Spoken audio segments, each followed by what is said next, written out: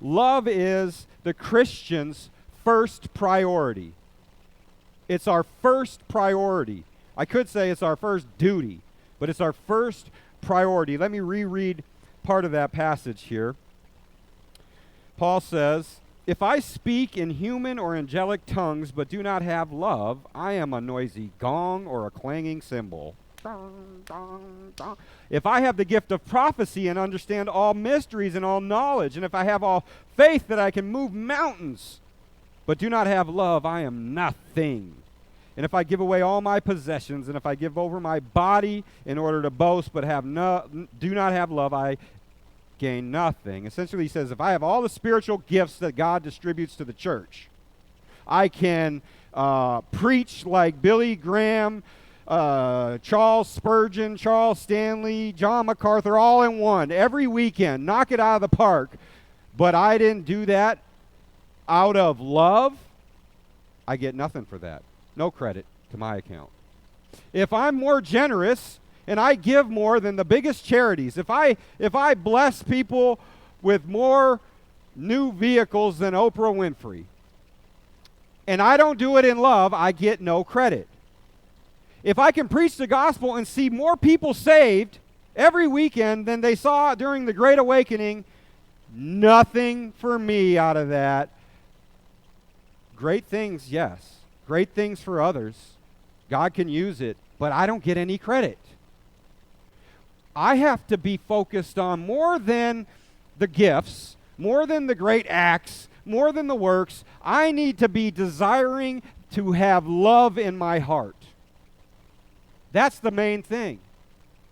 I think if Christians woke up every morning, if we woke up every day saying, God, I need your love in my heart today. Show me how I can be more loving. I think those phrases like, I'll take the Christ, but you can keep your Christians, or there's no hate like Christian love. I think those kind of phrases wouldn't even exist online. I think that we think because we're saved that now we're just walking in love all day, and we're not. You see, we're not loving by nature. We have been created in the image of the God who is love. And because of that, yes, from time to time, we do acts of love. We don't even have to be a Christian. All people are created in the image of God. All have the stamp of God on their souls. And all people have the capacity to love. But how do we grow in love? How do we be the most loving as Christians who have been saved by God's love? How do we get this love? I think we could take a lesson from the flower. Certain flowers, I've seen it on the table, where certain flowers, when the sun comes up, you see them. You can literally see them moving, and they turn towards the sun, and they open up. And scientists say, or whatever says, that they do that because it allows more surface area for photosynthesis. And they gain life from that.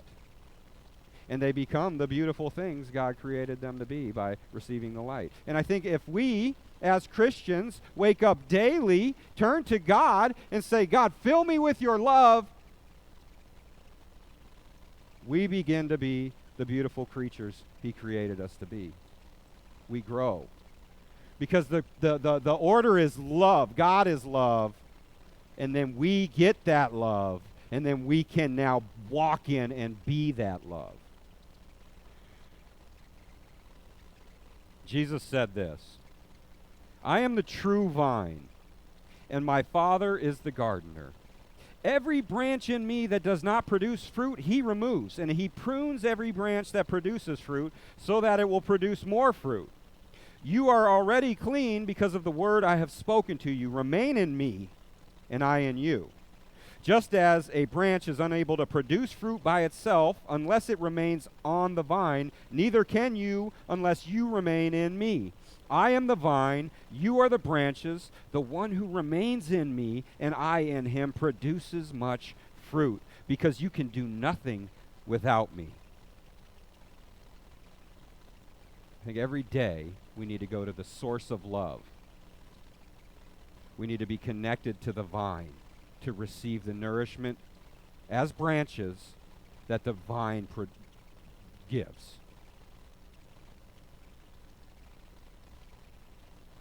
We don't do this perfectly. In fact, I want to share an example. As I prepare my sermons, I, throughout the week, record it. I prepare some of it, I record it. I listen to it. Does that make sense? Is that needed? Am I not explaining something? I do this, and the sermon builds throughout the week. It changes throughout the week. But I had a recording going yesterday, and I'm in the shower listening to myself preach on love. And I hear a little at the bathroom door. We only have one bathroom in our house. I'm showering, and I say, What's up? And I hear little footsteps. I go, okay, now I'm trying to hear this sermon of love. I'm going to encourage everybody to love, and I hear, I said, yeah, come in. A couple minutes later, I'm focused, I'm listening. What? And I mean, instantly, as the words come out, you're like, wow, I'm a hypocrite. I am just. And that's why we need the gospel. And that's what I was remembering. That's why we need the gospel. Because here's the gospel. The one who is love came from his place in heaven, lived here with us on earth, did it perfectly, and then paid the price that we deserve for doing it imperfectly, because not only is being grumpy, it's being unloving. Not only is being impatient just a lack of patience, it's the opposite of being loving. And so we're being unloving. And in that moment, we are showing ourselves to be enemies of God. Because God has told us what to do. And it's to walk in love. It's to be as he is. And so since we didn't, Jesus had to come down here and clean up our mess. And it's like this. Some of you might be old enough to remember college days where they would put a piece of paper up and you would see your grades on it, finals. Maybe it was even high school, I don't know. You're waiting, right? You take your tests and you're waiting and you're waiting for the teacher to post it, and all the students are standing around and they're watching, and you get there and they're reading their name, and you know in your head you failed this test. You just don't know if you're even going to pass the class, right? But it's like this. Here's the gospel. You go up, you already know you failed, but you're going to look anyways. You go down, you go, there's your name, 100%. There's some mistake here. Well, it's like this. It would be like Jesus going and taking his test, getting 100% on it, but putting your name at the top. And then it's too late. The grades have been posted. You can't even go tell the teacher that wasn't mine because it's already done and the transcript's out and all, or the certificates are out. It's too late. That's what the gospel is. It's we screw up. We screwed up. But Jesus did things perfectly so that when we get to heaven, we don't see our record. We see you passed 100% graduation. And that's good news.